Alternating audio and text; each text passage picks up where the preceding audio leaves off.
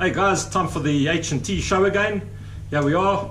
H looking rather spiff in that jersey. I don't know if that has any special meaning today, but you know, what can we say about today's stage? Carnage, confusion, chaos, all kinds of madness going on in today's stage. Yeah, wow.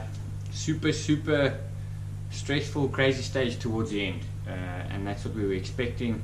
We were expecting gutters, which we were going to educate you guys on. Unfortunately, we didn't have any of that today, so we'll leave that little explanation on that word for a later stage when we do have one, and I'm pretty sure we'll have one. There's still 16 stages left, so definitely going to find a gutter somewhere in this stage race, and looking forward to actually showing you what that means. The next thing we're going to cover, and the next little word that we used, was a soigneur. Tell us a little bit more about that. Soigneur, so swan, long neck. Swan.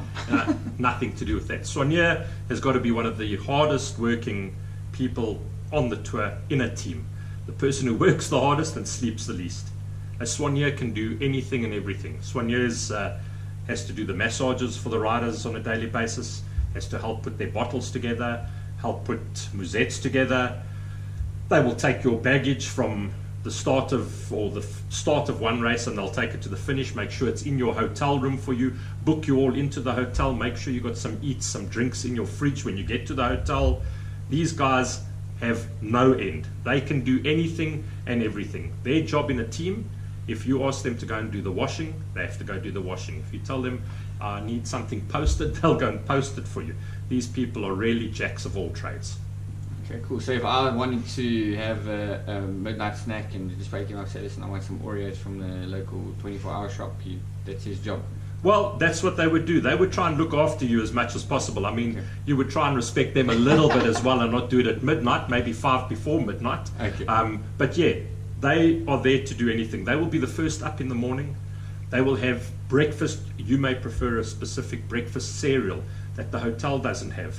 You may prefer a Nutella chocolate spread on your toast that morning. They will make sure that those things that their riders want and request and like are on the table as well before you get down to breakfast.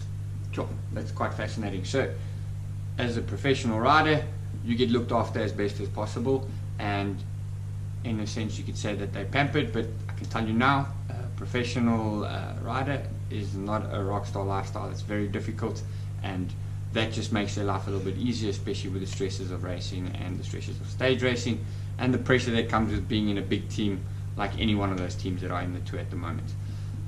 We're going to carry on with the educational bits. A couple of words we're going to go with, and then we'll share them tomorrow with you guys. So, what is a sticky bottle? Other one? Okay, the sticky bottle is going to be interesting. Another one is, what is the DS? What is his function and what does he do in a team? Okay. Other one we're going to look at, we used an interesting phrase, the lantern rouge, in the previous episode, and we explained what that was. This one is no less interesting in its word, and that is called bonking. And no, don't think that. We promise we will give you the right. We promise we'll give you the right definition of what that means, especially in cycling terms, not anywhere else, just in cycling terms. Yeah, hopefully there are some young children watching the show, H, so you know it will be straight down the line. Don't worry, you don't have to send them to bed when we tell you what bonking is all about. Most definitely, we'll keep it family orientated. All right. So the next thing we're going to look at, we spoke about the maillot jaune yesterday, and also the name of the other jerseys, the maillot vert, the maillot pois, the maillot blanc. A little bit more information on those three jerseys. So all those jerseys really came about in the form of some kind of sponsor that was involved in the tour. The green jersey, the maillot vert, was first introduced in 1953. Again, as a sponsor, the maillot blanc was first introduced in 1975. The best young riders jersey. This jersey has been won by 2 riders who have gone on in that same tour to win the yellow jersey. The late Laurent Fignon won the jersey in 1983, and Jan Ullrich won that jersey in 1997. So at the end of the tour, they would have been awarded the white jersey as the best young rider and the yellow jersey as overall general classification winner.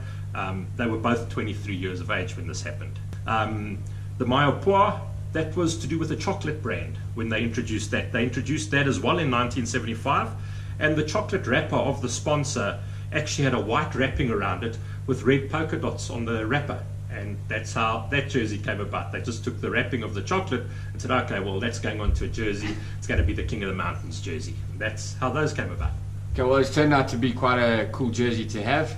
Apart from the maillot jaune, which is our yellow jersey, which is the jersey to have, the Com jersey, or King of the Mountains, that's a very, very popular jersey to have, also known as the polka dot jersey. Next thing we're going to move to is Peter Sagan. What jersey does he wear? Okay, so Peter Sagan is very interesting. He wears a jersey that's got numerous colors on it. It's normally a white base jersey, and it's what we call the rainbow stripes. Peter Sagan has the rainbow stripes that he can wear on his jersey. He has that for a year that he can wear that. That donates a world champion. Sagan has won it on a number of occasions. He's won it 2 years in a row. For the rest of his cycling career, he won't necessarily wear them across the main part of the jersey, but you will see them on other parts, on his sleeves, on his collar, on his shorts. Okay. So, Sagan wearing a different kit, it's for a reason. He's the current world champion. Okay, then, actually, we see a lot of other riders. So they may be riding in the same team. Let's take the Didata team, for example. Their kit all looks the same, yet some of them will have a different strip on. We see that Reinhard Janse van Rensburg has a South African flag here. But then I see Jaco Venter and Jacques Janse van Rensburg have funny colors on the bottom of their shorts and the bottom of their sleeves. The same as Bosenhagen. He wears a jersey with a national flag on it. What's that all about? All right, so to be the national champion is quite a big prestige, and the national champions, coincidentally, always happen, especially in Europe, just before the Tour de France. Now, that is simply so that the national champion hopefully gets selected for the Tour, and he can then go and ride in his national champion colors. That is why in the bunch and in the peloton, for example, you would see riders that have their kit that is slightly different to the kit of the team. To Didata, you've got Jacques Janse van Rensburg, and you've got Jaco Venter, and you've got Reinhard Janse van Rensburg. Those three guys have all won national championships. Reinhard van Rensburg is the current national champion. Hence, he gets to have a bigger sort of display of that national jersey to denote that he is the current national champion of South Africa on the road. Jaco Venter has a strip of the national colors which would denote that he's a previous national champion of South Africa, as well as Jacques Janse van Rensburg. Do they wear those forever? Is it just when they're with Didata? Is it just, how does that work? Okay, so the cool thing about being a national champion is that follows you throughout your career. Any team you move to, any team you ride for, if you have previously been a national champion of your country, you have the privilege of wearing that national champion strip on the sleeve or on the edge of the bib short to show and denote that you are previous champion of the country. So it's quite a cool thing to have. It is a bit of a status thing. You would see that Philippe Gilbert has rainbow stripes, which would denote that he's a previous world champion. Now that's quite a little bit more prestigious than a national champion strip, which would denote a previous national champion. So that's what you'll see in the peloton. Look out for it and see how many different national champions are riding in the peloton at the moment. Yeah, isn't that a great way for cycling to actually just show the world who the national champions are of the various different countries that participate? I think that's a great, great idea. Okay, we're going to have a look at a couple of numbers again. You know, we like our numbers, and we know that each rider in the time trial, we see they have one number on the back. We also see they have a little number plate on their bicycle, and then on the road stages we see they have two numbers pinned on their back. How do those numbers work? Okay, cool. So the number system is also, there's a reason for it, and it's done in a certain way, and it's basically, once again, got to do with an easy way of spotting a certain rider.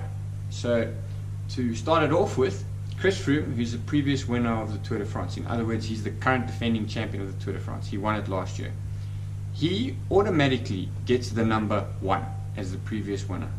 Okay? From there on, the 9 riders in the team that go with Chris Froome to the Tour de France to go and defend his title. Their numbers then go from 2 to 9. Also, that is then done in an alphabetical order, so that keeps it very systematic. The rest of the numbers would follow the same sort of suit. Anything more on that, Tony? No, that's 100%. So we can watch, you'll suddenly see the commentator saying, rider number 161, Thomas Vukler, he's the leader of Direct Energy and he's sitting right at the back of the race. How do they pick him up so quickly? Yeah, some of the riders you get to know their styles, but a lot of time it's just by picking up that last digit of the number. And you know, if it's just a domestique, or they'll most probably scan over that number, they won't even worry about it. But the minute they see a 1 on the back of a number, they know it's a leader and they pay a little bit more attention to it, and a leader shouldn't be sitting at the back of the race. So that's basically how the numbers work, and it's a great way of identifying the leaders in each team, and it's a great way of identifying previous champion. Okay, so before we finish off our educational side of the show, Tony's going to share with us another extra little thing that we're going to do, where we're going to show you guys a little bit more about the actual technology and the componentry and the equipment that the riders use. Yeah, so before I do that, I had to rush out to a local pharmacy today just to go and buy some eyes. It's got nothing to do with my age. It's just, I didn't sleep so well last night, so I got a bit of sand in my eyes still. So. No. But yeah, so what we're going to do is we're going to talk about the different group sets that are on the team's bikes. But at the moment, the interesting thing is, for many years and up until today, Campagnola still holds the record as the group set on the most winners of the Tour de France. Okay. But interesting fact is starting to change. So the last couple of years, we've seen Shimano starting to take that over. And at the moment, Campi are on a little bit of a hiding next to nothing. This year, of the 21 teams in the Tour, 17 are riding Shimano DR2 electronic groupos, 3 are riding Campag EPS, so only 3 Campag teams in this year, 1 straight SRAM, and then there's 1 SRAM ETAP. The SRAM ETAP is on the Katusha team, and this little baby here, that is the same kind of bike that Kittel rides, has got a SRAM ETAP on it. We will show you that in a later stage. We'll go over what the difference is between a SRAM ETAP and a Shimano DR2. So there you have it, a little bit of a tech talk over here. We've got some technology in terms of componentry and brands that at the moment are dominating the Tour when it comes to gearing, and we'll dig deeper into that at a later stage in the show. Thanks for watching. Out of here. Cheers, guys.